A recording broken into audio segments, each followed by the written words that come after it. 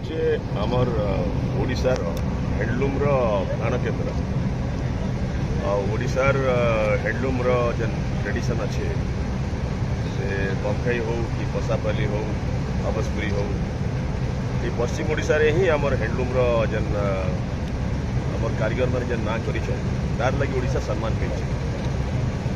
তো হ্যান্ডলুম ওড়িশার হ্যান্ডলুমর যেন ঐতিহ্য আছে তাকে আমি টিকে ন্যাশনাল লেভেলରେ ନେବାର ଲାଗି ଯେତେବେଳେ ସ୍ଥିର କଲୁ WDC ତରଫରୁ ବରଗଡ଼ ଆମର ନ୍ୟାଚୁରାଲ ଚଏସ୍ ଥିଲା।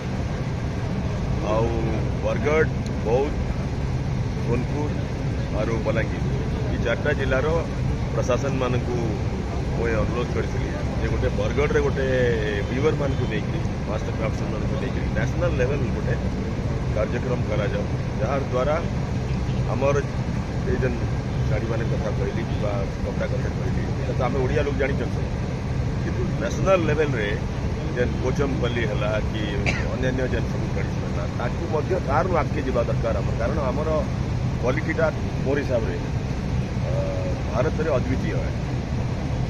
ଏଇଭଳିଆ କାମ ମୋର ହିସାବରେ ଭାରତରେ କେନ ନାହିଁ। ତ ଆମର ସେକେଣ୍ଡ କଥା ହେଲା ଯେ ସମୟ ଚେଞ୍ଜ ହେଇଗଲାନ, ତେଣୁ ଯେନ୍ ଡିଜାଇନ୍ ମାନେ ଆଉ ଯେନ୍ ପ୍ରକାରର କପଡ଼ା ମାନେ ଆଗରୁ ଲୋକ ପସନ୍ଦ କରୁଥିଲେ ବର୍ତ୍ତମାନ ଅନ୍ୟ ଟାଇପ୍ର ଡିଜାଇନ୍ କରୁଛନ୍ତି। ଆପଣମାନେ ଜାଣିଥିବେ ଗୋଟେ ଶକୁନ୍ତଳା ଦେବୀ ସିନେମାରେ ଆମର ଇଣ୍ଡିଆ ବାଲନ ଗୋଟେ ମ୍ୟାଥମେଟିକ୍ସ ଏରିଥମେଟିକ୍ ଶାଢ଼ୀ ପିନ୍ଧିଲେ। ତ ନୂଆ ନୂଆ ଡିଜାଇନ୍ କରବାର୍ ଲାଗି ଡିଜାଇନର୍ମାନଙ୍କୁ ଆମେ ୟୁଜ୍ ମଧ୍ୟ କରିବା ଦରକାର। ତ ଆଜି ଗୁଡ଼ାଏ ଡିଜାଇନର୍କୁ ଡକା ହେଇଛି। ଆଉ ସନ୍ଧ୍ୟାରେ ଆପଣମାନେ ଜାଣିଥିବେ ଗୋଟେ ଫ୍ୟାସନ୍ ଶୋ ବି ହେଉଛି, ଆଉ ଦିଆ ମିର୍ଜା ମଧ୍ୟ ଆସୁଛନ୍ତି। ତ ଦ୍ୱିତୀୟ କାମଟା ଥିଲା ଯେ ଆମର ଇଣ୍ଡଷ୍ଟ୍ରିରେ ଡିଜାଇନ୍ର ନୂଆ କନସେପ୍ଟ ଆଣିବା ଦରକାର। ସୋ ଆମର ବୁଣାକାରମାନଙ୍କୁ ସେଇଟା ବୁଝାଇବା ଦରକାର ଯେ ଟ୍ରାଡ଼ିସନାଲ ଡିଜାଇନ୍ ତ ନା କରିଛେ କିନ୍ତୁ ନୂଆ ଡିଜାଇନ୍ ମଧ୍ୟ ଦରକାର।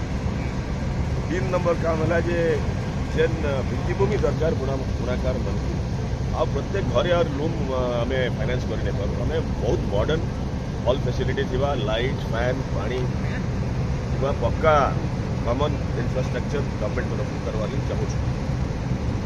ଆଉ ବରଗଡ଼ରୁ ମଧ୍ୟ ପ୍ରପୋଜାଲ୍ ଅଛି। ଆମେ ଅନେକ ପ୍ରକାରର ଭିତ୍ତିଭୂମି କାର୍ଯ୍ୟକ୍ରମ WDC ତରଫରୁ ମଧ୍ୟ ନେଇଛୁ ଆଉ ଗଭର୍ଣ୍ଣମେଣ୍ଟ ମଧ୍ୟ ନେଇଛି। ଏସବୁର ଯେନ୍ ଉଦ୍ଦେଶ୍ୟର ଗୋଟେ କନଫ୍ଲୁଏନ୍ସ ପାଇଁ ଏଇ ସମିଟ୍ କରାଗଲା। ଆପଣମାନେ ମଧ୍ୟ ମିଡ଼ିଆ ତରଫରୁ ହଠାତ୍ ଦେଖିଲେ ଏଡ଼େ ବଡ଼ କାର୍ଯ୍ୟକ୍ରମ କରାଗଲା। ଆପଣମାନଙ୍କ ମାଧ୍ୟମରେ ମଧ୍ୟ ଓଡ଼ିଶାରେ ବର୍ତ୍ତମାନ ଏଇଟା ଯଦି ପ୍ରଚାର ହେବା ଯେ ଏଡ଼େ ବଡ଼